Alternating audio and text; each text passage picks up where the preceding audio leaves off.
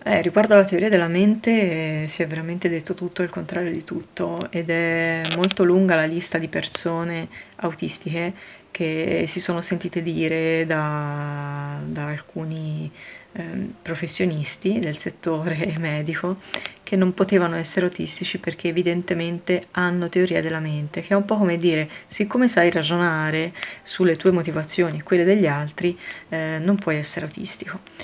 La teorizzazione che riguarda appunto la teoria della mente prevede che gli autistici ne siano carenti e per questo facciano fatica a interpretare il comportamento degli altri. In realtà gli autistici fanno esperienza di quanto le persone non autistiche siano carenti nel riuscire a interpretare le motivazioni che stanno alla base del comportamento autistico ed è qualcosa di assolutamente ovvio.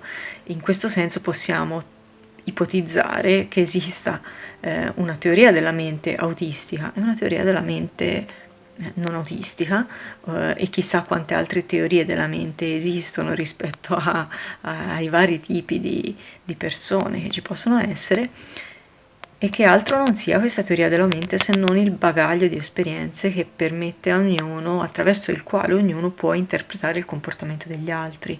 Va da sé che se due persone che devono interpretarsi a vicenda hanno un funzionamento così tanto diverso da produrre esperienze così tanto diverse, il loro bagaglio esperienziale sarà così differente da non essere così adatto ad interpretare l'esperienza reciproca.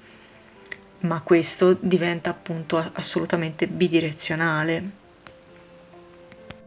La teoria della mente è la capacità di capire che cosa passa nella mente degli altri in pratica, per capirne o prevederne i comportamenti. Si dice che gli autistici ne abbiano poca.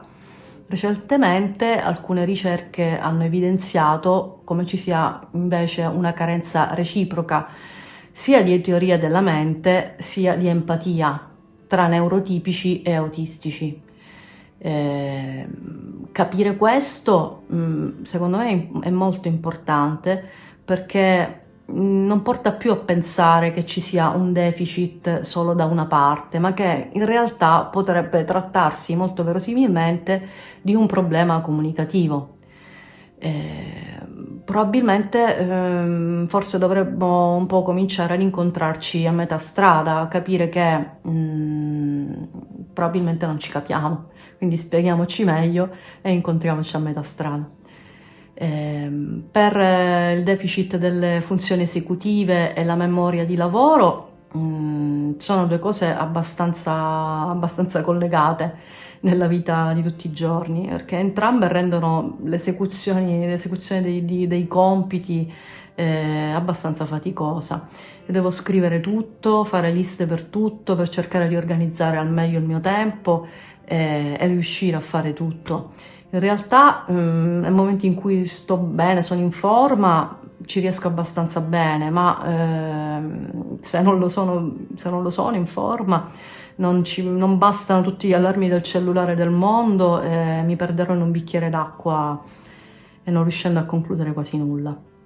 Consigli? Non ci date fastidio quando stiamo lavorando. Io non riesco a lavorare se ogni 5 minuti o 10 o mezz'ora qualcuno mi chiama e mi chiede qualcos'altro.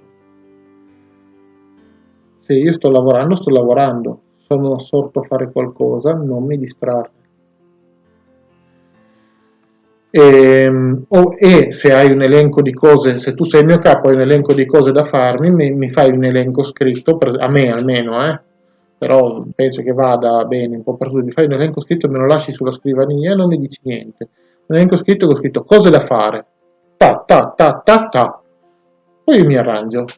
Non è inutile che mi vieni a raccontare della fava, della rava, di questo e di quell'altro, magari mi inviti a prendere il caffè, andiamo alla macchinetta, prendiamo il caffè e mi dai a voce la lista delle cose che devo fare.